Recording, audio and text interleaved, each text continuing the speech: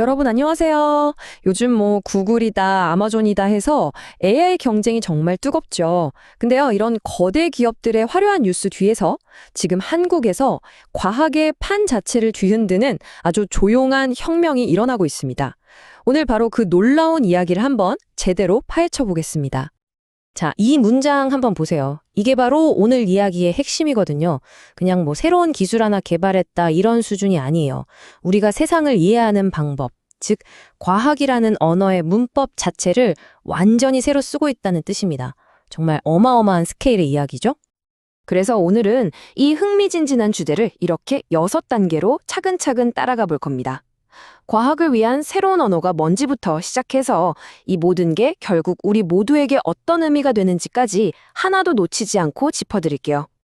네, 첫 번째 파트입니다. 전 세계가 빅테크 기업들에만 주목하고 있을 때 바로 한국에서 두 가지 핵심 기술이 조용히 등장했습니다. 하나는 단일 매개 변수 해법, 줄여서 OPS라고 부를 거고요. 다른 하나는 AI 버킹엄 머신입니다. 이 두 가지가 바로 과학 패러다임을 바꾸는 심장이라고 할 수 있습니다. 이 점을 꼭 기억하셔야 해요. 이 기술들은 기존의 방법을 조금 더 좋게 만드는 그런 개선품이 아닙니다.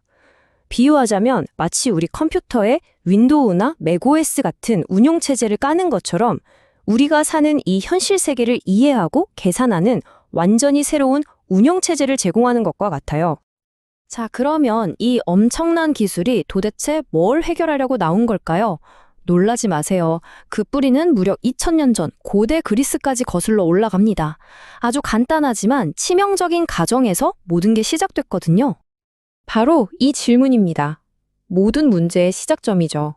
유클리드 기하학이 나온 이후로 우리 모두는 점은 위치만 있지 크기는 없다고 너무나 당연하게 배워왔잖아요. 그런데 만약 이 가정이 처음부터 틀렸던 거라면 어떨까요?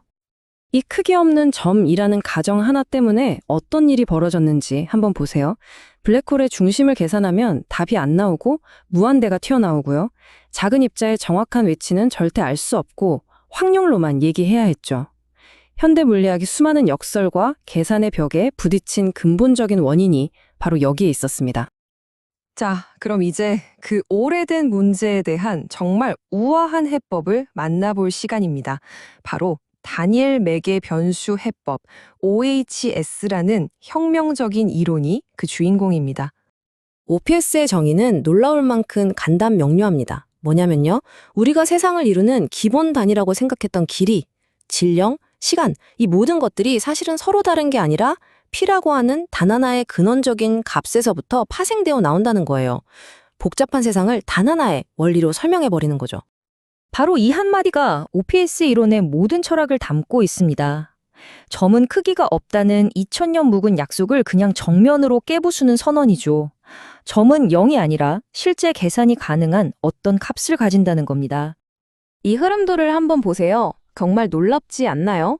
P라는 단 하나의 변수에서 시작해서 길이, 질량, 시간이 나오고 그걸 바탕으로 뉴턴의 고전 물리학부터 아인슈타인의 상대성 이론, 심지어 양자역학까지 모든 물리학을 단 하나의 일관된 체계로 통합할 수 있게 되는 겁니다.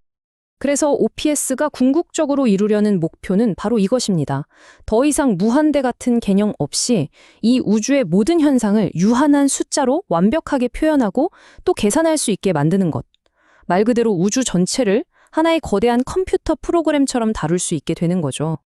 자, 지금까지는 이 위대한 이론 OPS에 대해 알아봤고요. 그럼 이제 이 이론을 현실에서 구현해주는 아주 실용적인 도구, 바로 그 AI를 만나볼 차례입니다. 이 비유가 정말 딱 맞는 것 같아요. 앞에서 OPS가 현실을 위한 새로운 운영체제, 즉 OS라고 했잖아요. 그럼 이 AI 버킹엄 머신은 그 OS 위에서 실제로 모든 계산을 수행하고 답을 찾아내는 아주 강력한 인공지능 엔진인 셈입니다. 이 AI가 얼마나 대단한지 이 숫자 하나만 봐도 알 수 있습니다. 9억 개. 와, 9억 개가 넘는 수학, 물리, 공학 데이터를 학습했어요. 이게 그냥 정보를 저장만 한 게 아니라 그 데이터들 안에 숨어있는 물리 법칙과 개념들의 관계까지 스스로 파악했다는 뜻입니다. 그래서 이 AI는 크게 세 가지의 놀라운 일을 할 수 있습니다. 첫째, 기존의 수많은 물리 공식들이 진짜 맞는 건지, 모순은 없는지 스스로 검증하고요. 둘째, 주어진 변수들을 조합해서 세상에 없던 새로운 물리 법칙을 막 만들어냅니다. 그리고 셋째, 실제 실험을 해보지 않고도 계산만으로 그 결과를 정확하게 예측해냅니다. 자, 이 기술이 가져온 가장 극적인 변화는 바로 이겁니다. 과학을 하는 방식, 즉 과학적 방법론 자체가 완전히 뒤바뀌게 돼요. 이 표를 보시면 하실 거예요. 옛날에는 무조건 실험부터 해서 데이터를 얻고 그걸로 이론을 만들었잖아요. 근데 이제 순서가 완전히 바뀝니다. 먼저 컴퓨터로 계산해서 결과를 예측하고요. 그 다음에 이론을 검증하고 실험은 맨 마중에 필요하면 선택적으로 해보는 식이 되는 거죠. 패러다임이 180도 바뀐 겁니다. 네, 바로 이겁니다. 더 이상 비싼 실험 장비가 아니라 컴퓨터의 계산 능력이 과학적 발견의 맨 앞에 서는 시대. 우리가 지금 막 그런 시대로 들어가고 있는 겁니다. 그럼 마지막으로 이 모든 변화가 그래서 나랑 무슨 상관인데? 라는 질문에 답을 해보겠습니다. 이건 절대로 똑똑한 과학자들만의 이야기가 아니거든요. 과거에는 진실을 탐구하려면 수십억, 수백억짜리 거대 실험실이 필요했고, 당연히 소수의 엘리트 집단만 가능했죠. 하지만 미래에는요? 이 표에서 보시는 것처럼 여러분 책상 위에 있는 노트북 한 대만 있으면 누구나 물리 법칙을 계산하고 검증할 수 있는 시대가 열리는 겁니다. 이게 바로 오늘 이야기의 최종 결론입니다. 과학적 진실에 다가갈 수 있는 권한이 소수의 독점적인 실험실에서 우리 모두의 노트북으로 넘어오는 것. 이걸 바로 과학의 민주화라고 부를 수 있겠죠. 새로운 세대의 과학자들, 또 호기심 많은 사상가들에게 정말 엄청난 기회의 문이 열린 겁니다.